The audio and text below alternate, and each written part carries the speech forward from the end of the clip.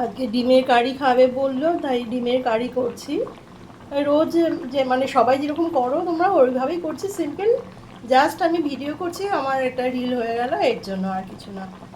ডিমের কারি তো সবাই পারো, সেই পেঁয়াজ রসুন আদা এগুলো দিয়ে, জিরে গুঁড়ো হলুদের গুঁড়ো ধনের গুঁড়ো নুন মিষ্টি এগুলো দিয়ে আমি একটু টমেটো সসটা অ্যাড করব, এই আর কি, এটাই আর কিছু না। আর একটু ঘি গরম মশলা ঘিয়ের মধ্যে রান্না করব। জাস্ট আমি করছি তাই একটু ব্লগ বানিয়ে নিলাম, আর কিছু না।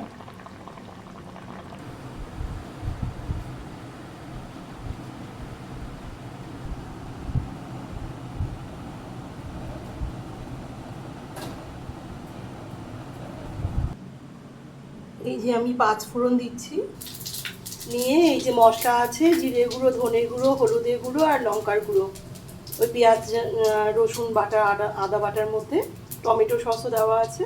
তো এটা এখন দিয়ে দেবো, এই যে ফোড়নে দিয়ে দিলাম, এই যে এটা এখন দিয়ে দিচ্ছি।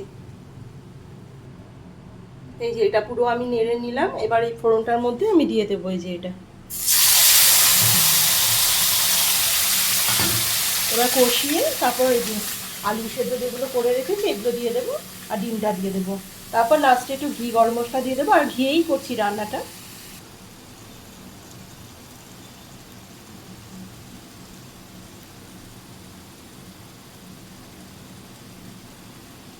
পুরো মশলাটা কষানো হয়ে গেল, এবার আমি আলুগুলো দিয়ে দেবো।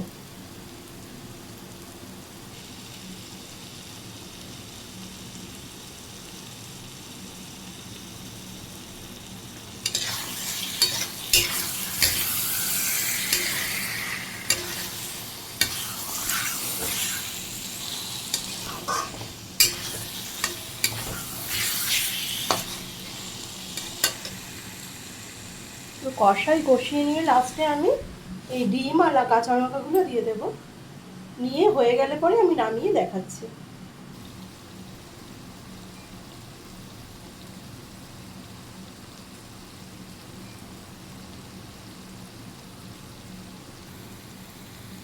এবারে আমি এই শাহি গরম মশলা দিয়ে দেবো।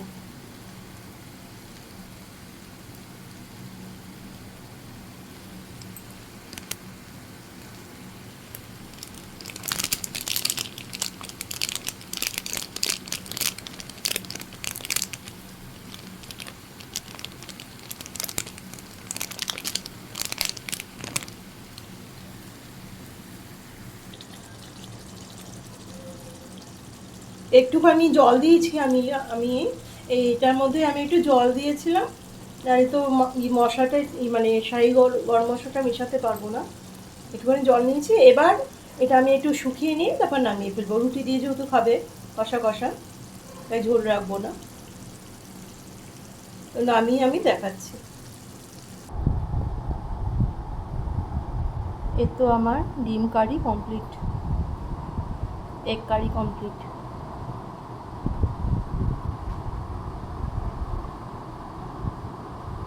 এটা লুচি পরোটা দিয়ে ভালোই লাগে খেতে।